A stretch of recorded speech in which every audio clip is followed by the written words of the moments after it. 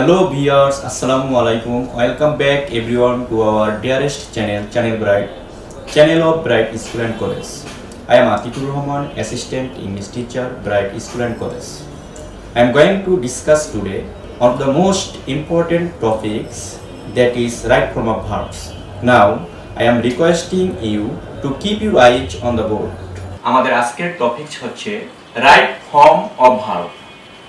Right form of verb. Right শব্দটা হচ্ছে সঠিক, ফর্ম শব্দটা হচ্ছে রূপ, অফ শব্দের অর্থ হচ্ছে এর, ভার্ব শব্দের অর্থ হচ্ছে ক্রিয়া বা কাজ। তাহলে আমরা যেমন আরবি কি করি, ডান দিক থেকে পড়ে পড়ে বাম দিকে আসে, ঠিক ওইভাবে যদি বাংলা মিনিংটা করতে যাই তাহলে ভার্ব অর্থ হচ্ছে ক্রিয়া বা কাজ, অফ শব্দের অর্থ হচ্ছে এর, ফর্ম শব্দের অর্থ হচ্ছে রূপ, রাইট শব্দের অর্থ হচ্ছে সঠিক। তাহলে কি হয়, ক্রিয়া বা কাজের রূপ সঠিক এরকম হবে। ডিয়ার লার্নার্স, আসলে ব্যাপারটা এরকম না। ক্রিয়া বা কাজের সঠিক রূপ, এই ফর্মের সাথে রাইট শব্দটা অ্যাডজাস্ট, অর্থাৎ এই রূপের সাথে সঠিক শব্দটা একসাথে ব্যবহৃত হবে, ক্রিয়া বা কাজের সঠিক রূপ। তাহলে আজকের ক্লাসে আমরা কি শিখব, ভার্ব বা ক্রিয়া বা কাজের সঠিক রূপ সমূহ কি কি, এটা আমরা শিখব। আমরা এর পূর্বে জেনে নিই যে ভার্বের কয়টি রূপ রয়েছে। ভার্ব একাধিক রূপ রয়েছে, আমরা একটু লক্ষ্য করি। বেস ফর্ম অর্থাৎ মূল রূপ, পাস্ট ফর্ম অতীত রূপ, past participle, present participle or gerund form, s বা es form, infinitive form. Base form তো তোমরা জানো সবাই, মূল শব্দ বা মূল রূপটা, ভার্বের যে মূল ভিত্তিটা। পাস্ট ফর্ম হচ্ছে অতীত রূপ, পাস্ট পার্টিসিপেল এটা হচ্ছে পুরাবৃত্ত অতীতকাল, বা এটা অনেক সময় অ্যাডজেক্টিভের মতো কাজ করে। প্রেজেন্ট পার্টিসিপল, যখন ভার্বের সাথে আইএনজি যুক্ত থাকে সেটা তখন প্রেজেন্ট পার্টিসিপল, এটাকে আমরা জিরান্ট ফর্মও বলতে পারি।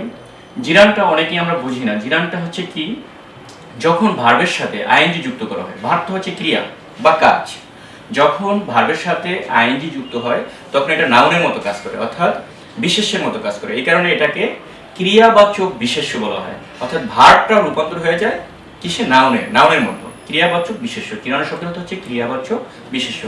অ্যাজ বা yes form, infinitive form, infinitive ফর্মের কোনো পরিবর্তন হয় না, বচন পরিবর্তন হয় না, বা পার্সন পরিবর্তন হয় না। ডিয়ার ভিউয়ার্স, আমরা এক্সাম্পল দিয়েছি। বেস ফর্ম হচ্ছে ডু, পাস্ট ফর্ম হচ্ছে ডিড, পাস্ট পার্টিসিপল ফর্ম হচ্ছে done, present participle or gerund form হচ্ছে doing, s or es form হচ্ছে ডাজ, ইনফিনিটিভ ফর্ম হচ্ছে to do.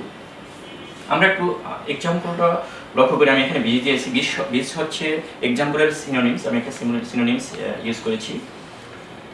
I do the work, এখানে আমি বেস ফর্মটা ব্যবহার করেছি, ভার্বের বেস ফর্মটা ব্যবহার করেছি। এখানে অন্য পাঁচটি, ভার্বের যে 6টি রূপ, অন্য 5টি রূপ কিন্তু ব্যবহার করলে মিস্টেক হবে, ইনকারেক্ট হবে, কারেক্ট হবে না। আই ডিড দ্য ওয়ার্ক, এখানে আমি পাস্ট ফর্ম ব্যবহার করেছি। এখানে অন্য 5টি ভার্বের ফর্ম ব্যবহার করলে মিস্টেক হয়ে যাবে। I have done the work, এখানে আমি ভার্বের পাস্ট পার্টিসিপল ফর্ম ব্যবহার করেছি।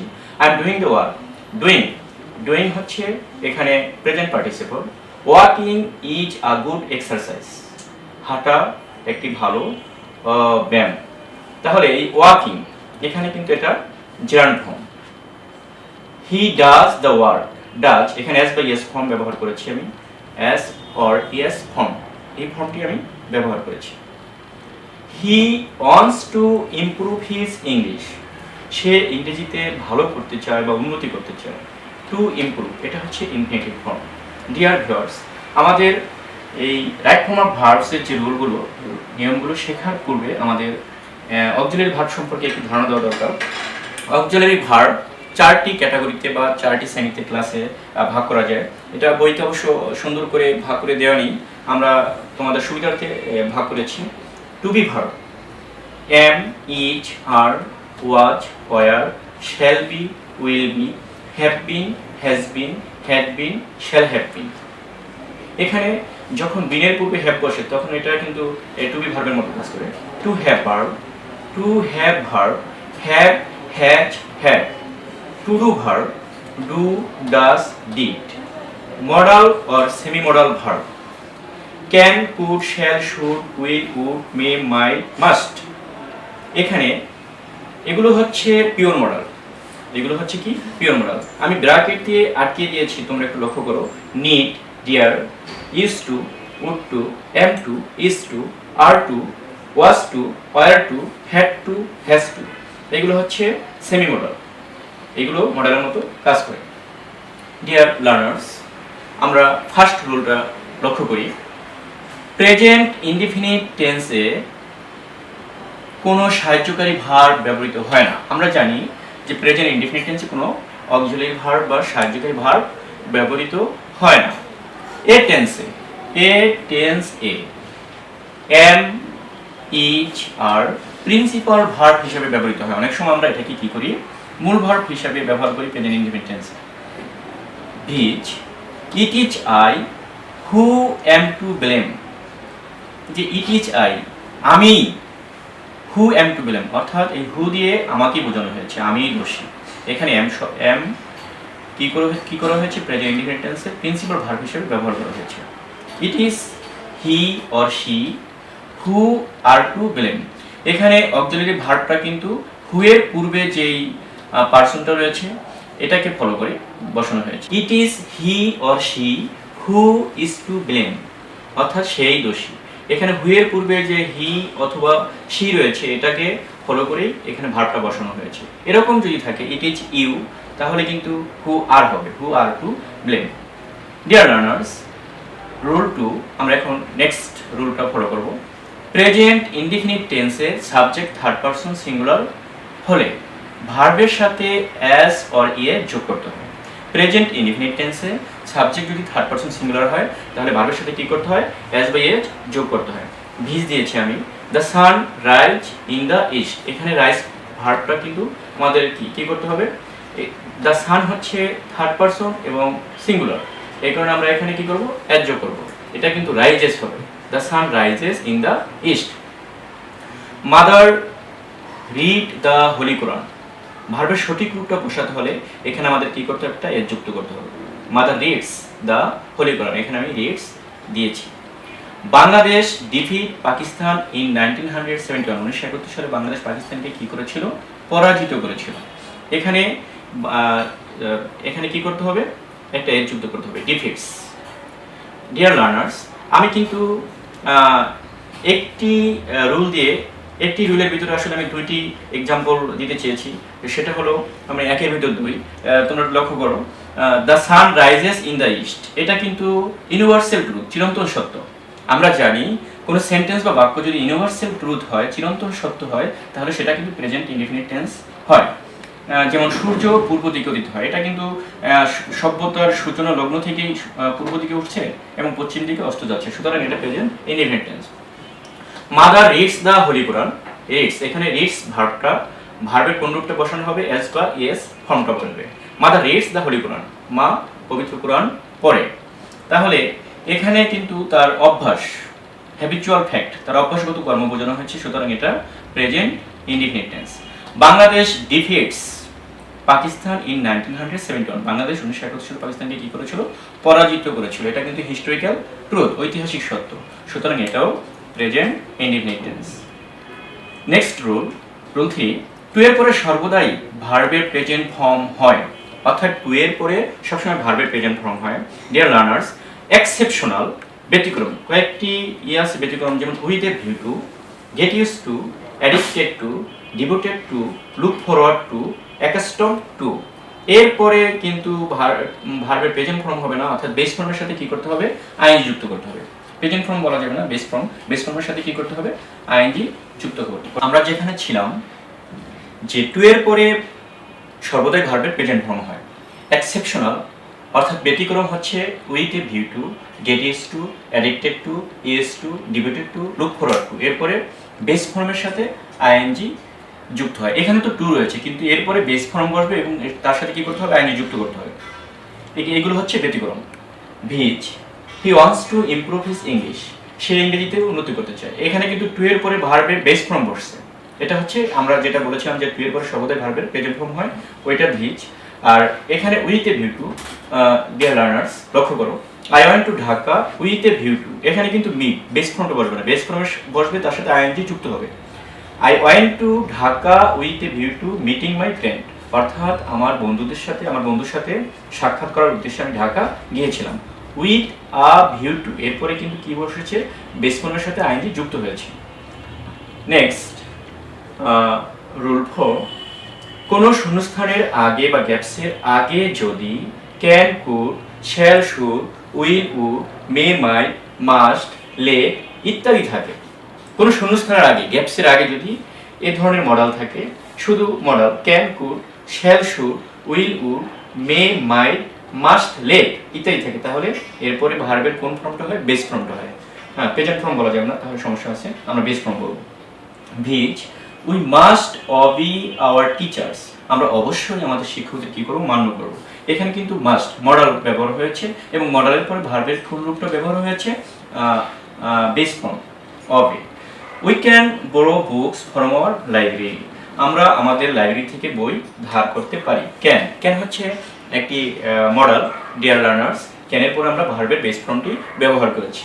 ডিয়ার লার্নার্স, নেক্সট রুলটা আমরা লক্ষ্য করি, rule 5, modal plus be plus ভি3, অর্থাৎ কোনো মডেলের পরে বি থাকলে, যেমন can, could, shall, should, will, would, may, might, must, লে এর পরপর যদি বি থাকে, তাহলে আমরা ভার্ব 3 অর্থাৎ ভার্বের পাস্ট পার্টিসিপল ফর্মটি ব্যবহার করব। ডিয়ার লার্নার্স, আমরা ভিজ লক্ষ্য করি। ভিজ মানে হচ্ছে উদাহরণ বা যেমন cleanliness, general rules of health and sanitation should be followed.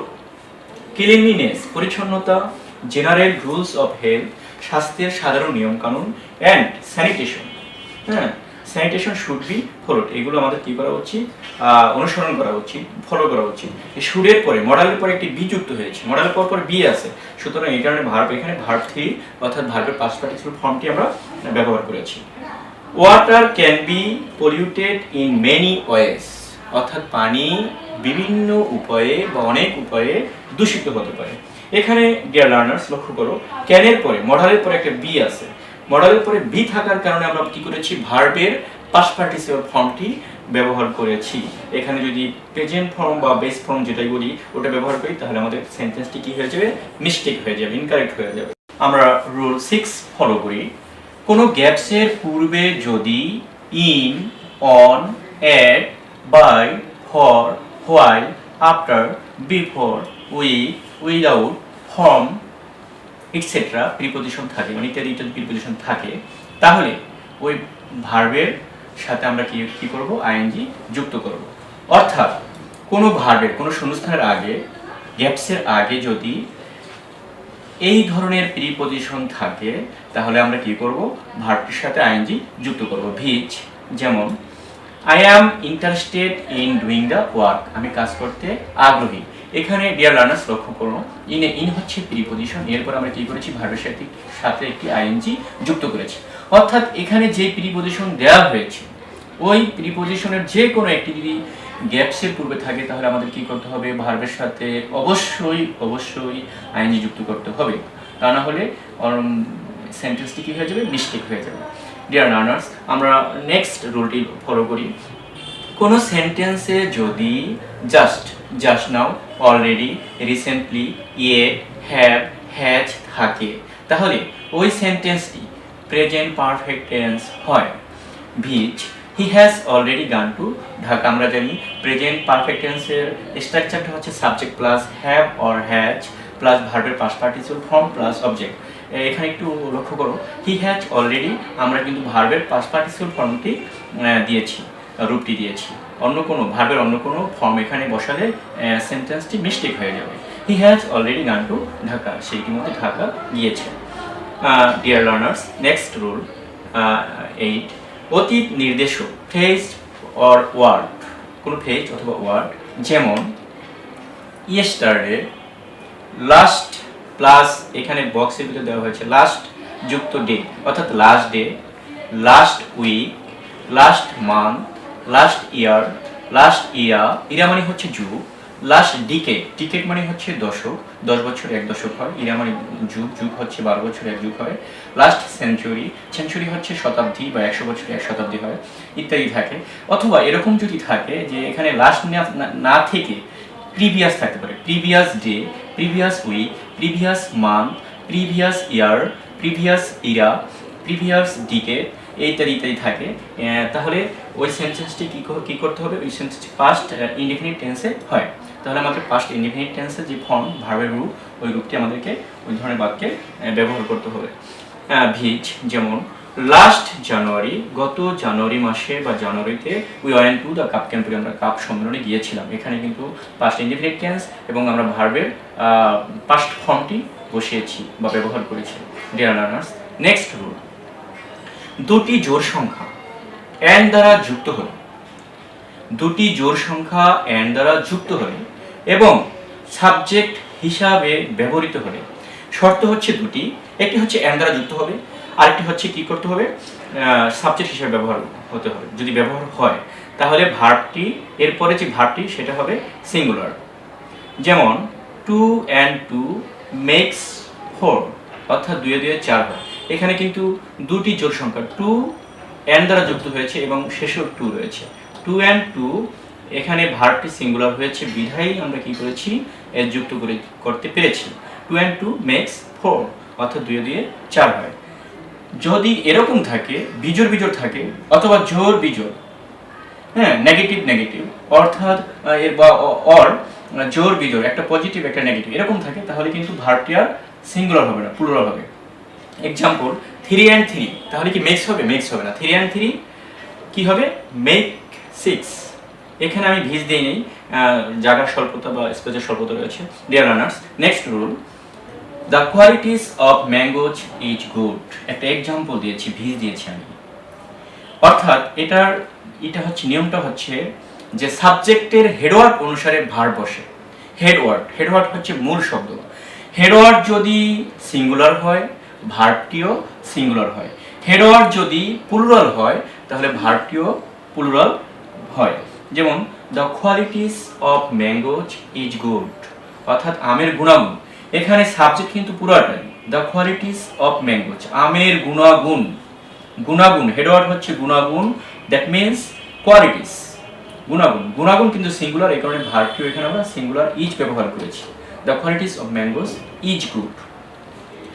Next আরেকটা ভিজ আমি দিয়েছি, এ নাম্বার অফ বয়েজ। এখানে কিন্তু বালকদের একটি সংখ্যা, বালকদের একটি সংখ্যা বলতে একজন বালক না, একাধিক বালক। তা এই কারণে এখানে আমরা কি করেছি, ভার্ব প্লুরাল ব্যবহার করেছি, ব্যবহার করেছি। অর্থাৎ ভার্ব হেডওয়ার্ড যদি প্লুরাল থাকে তাহলে ভার্বটিও প্লুরাল হয়। ডিয়ার লার্নার্স, আশা করি তোমরা বুঝতে পেরেছো। Thank you so much for watching my videos.